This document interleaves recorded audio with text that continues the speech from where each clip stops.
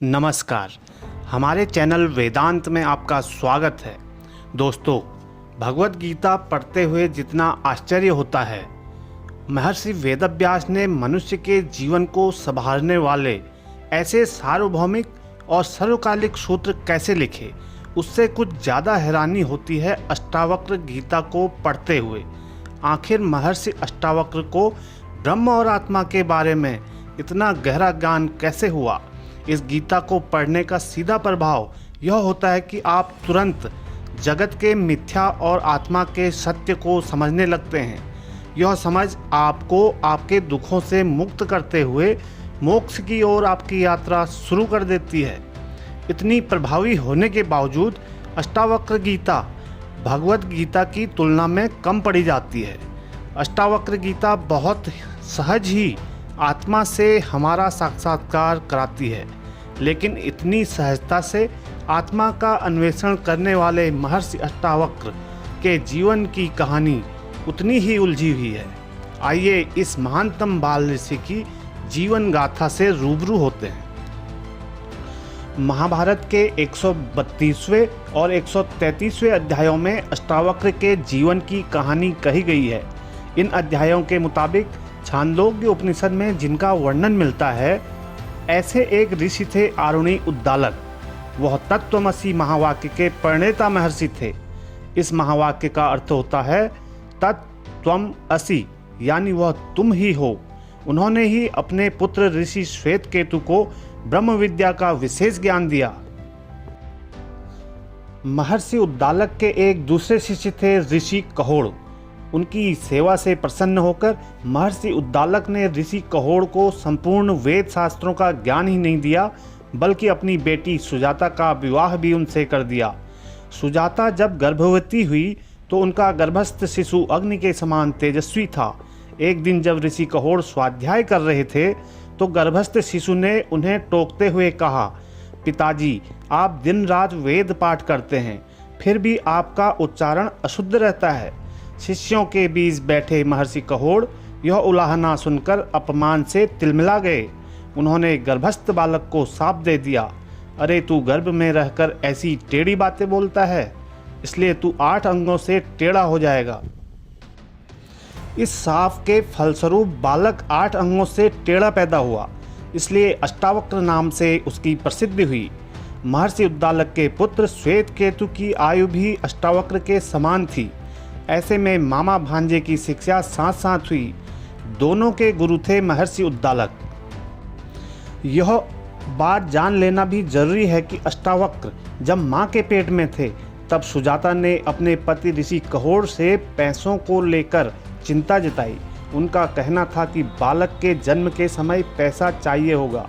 ऋषि कहोड़ पैसे कमाने के लिए राजा जनक के दरबार में गए। वहाँ राज पंडित बंदी से उन्हें शास्त्रार्थ करना पड़ा, जिसमें वह हार गए। राज पंडित बंदी ने उन्हें जल में डुबो दिया। जब महर्षि उद्दालक को यह समाचार मिला तो उन्होंने अपनी पुत्री सुजाता को सब कुछ बताकर कहा कि अपने बेटे को कभी यह बात ना बताना। अष्टावक्र जन्म के समय से ही महर्षि उद्दालक को अपना पिता समझते थे और श्वेतकेतु को अपना भाई। 12 वर्ष की आयु में जब अष्टावक्र खुद को उनका पुत्र मानते हुए महर्षि उद्दालक की गोद में बैठे थे, तभी श्वेतकेतु वहां आए। उन्होंने अष्टावक्र का हाथ पकड़ा और खींचकर दूर ले गए। अष्टावक्र से कहा, यह तेरे पिता की गोदी नहीं है। इस घटना से दुखी बालक अष्टावक्र ने अपनी माँ से पूछा, मेरे पिता कहाँ हैं? यह बताओ। नहीं बताओगी तो मैं आपको शाप दे दूंगा। अष्टावक्र के दुख को महसूस करते हुए और उसके शाप से घबराकर माँ सुजाता ने सारा रहस्य उनके सामने खोल दिया। इसे सुनकर बालक अष्टावक्र और दुखी हो गए। उन्होंने मन ही मन बंदी से बदला लेने का निश्चय किया और श्वेतकेतु के पास जाकर बोले, क्यों न राजा जनक की सभा में चला जाए। सुना है उनके दरबार में बहुत सी हैरान करने वाली बातें होती हैं। विद्वानों के बीच शास्त्रार्थ होता है।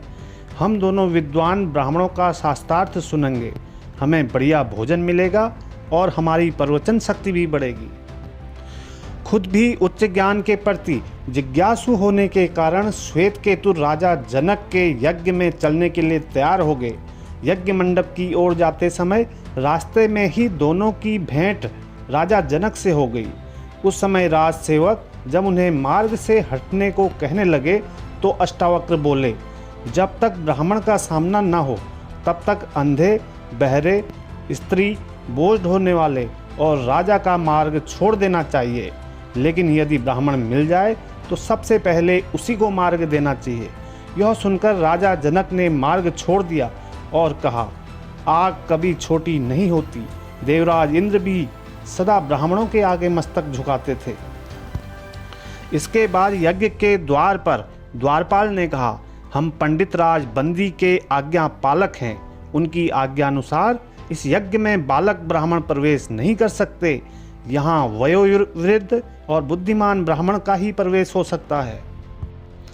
इस पर अष्टावक्र बोले, हम लोग वृद्ध ही हैं क्योंकि हमने ब्रह्मचर्य का पालन किया है और हम वेदों के प्रभाव से भी संपन्न हैं। हम गुरुजनों के सेवक हैं, जितेंद्रिय हैं और ज्ञान शास्त्र में भी परिनिष्ठित हैं। उम्र में बालक होने के कारण किसी ब्राह्मण को अपमानित करना उचित नहीं बताया गया है। आग की छोटी सी चिंगारी भी यदि छू जाए तो वह जला डालती है।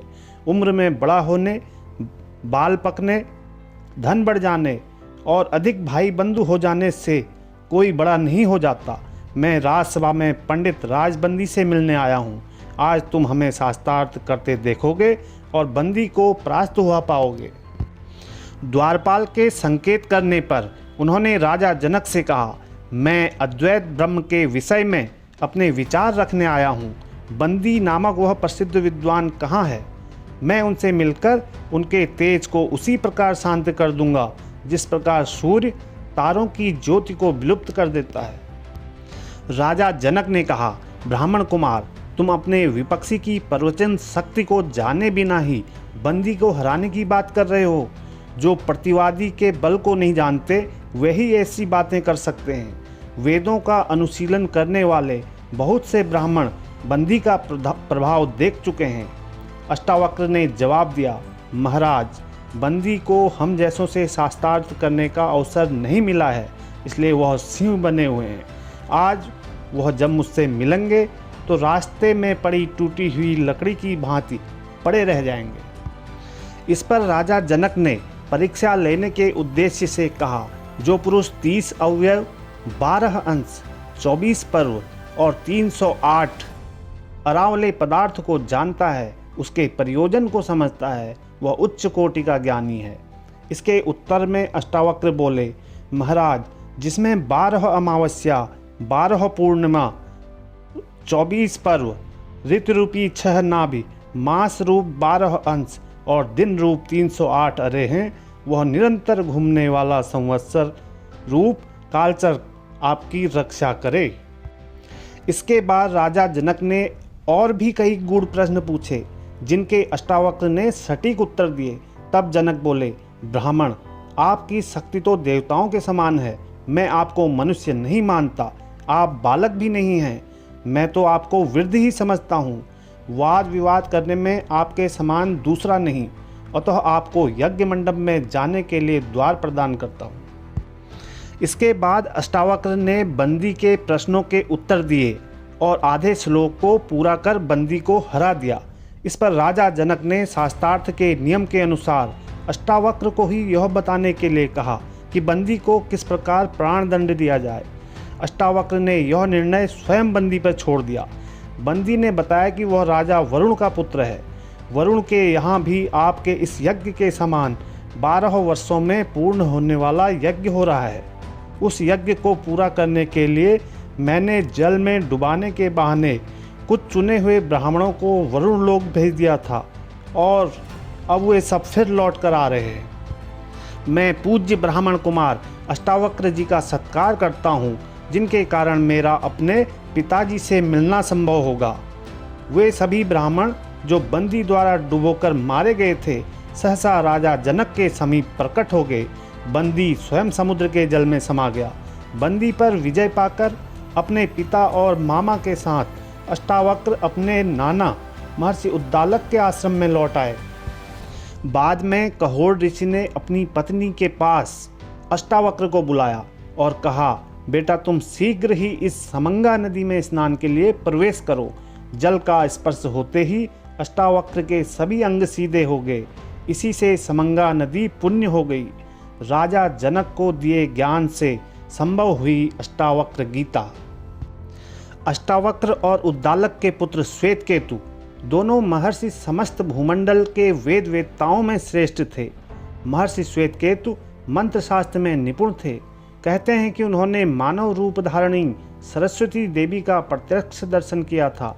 उन्होंने अपने समीप आई सरस्वती से प्रार्थना की थी, मैं वाणी स्वरूपा आपके तत्व को यथार्थ रूप में जानना चाहता हूँ। उसी के फलस्वरूप वह निष्णात विद्वान बने। अष्टावक्र वाद विवाद में बड़े कुशल थे। वह आत्मज्ञान में भी बड़े निपुण और योग विद्या में भी प्रवीण थे। मार्ग में जब राजा जनक मिले तो उनके वक्र रूप और कुरूपता से राजा के चित्त में घृणा भाव भी उदित हुआ था। अष्टावक्र ने अपनी आत्मविद्या के बल पर राजा के मन की घृणा को पहचान लिया और ज्ञान का उत्तम अधिकारी जानकर कहा, हे राजन, मंदिर के टेढ़ा होने से आकाश टेढ़ा नहीं होता और मंदिर के गोल या लंबा होने पर आकाश गोल अथवा लंबा नहीं होता। कारण स्पष्ट